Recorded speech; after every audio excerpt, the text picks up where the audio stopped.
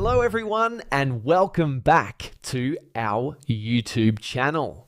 In this video, I'm going to show you how to fix Goodreads app not working.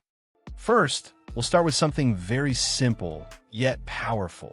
So over the time, apps store temporary files to load faster, but sometimes those files get corrupted and the app starts acting weird.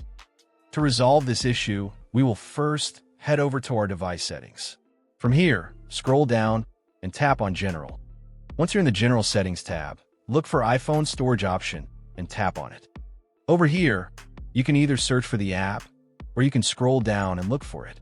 Then tap on the app. On the next screen, you need to tap on the Offload app option. A confirmation pop-up will come up. Now tap on the Offload app option here.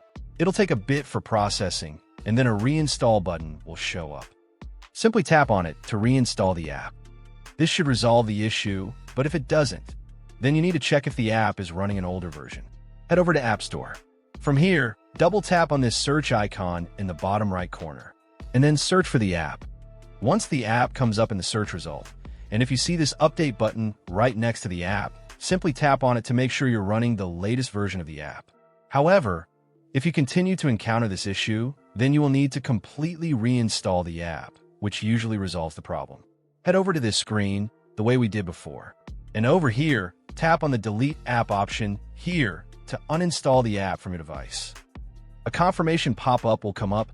Now tap on the Delete option here. Once uninstalled, open up App Store and search for the app in the search bar. After the app comes up in the search result, simply click on this cloud icon to install it back onto your device. Hopefully, this resolves the issue. If it does, consider sending a super thanks to support our channel. And also don't forget to hit the subscribe button. We'll see you in the next video.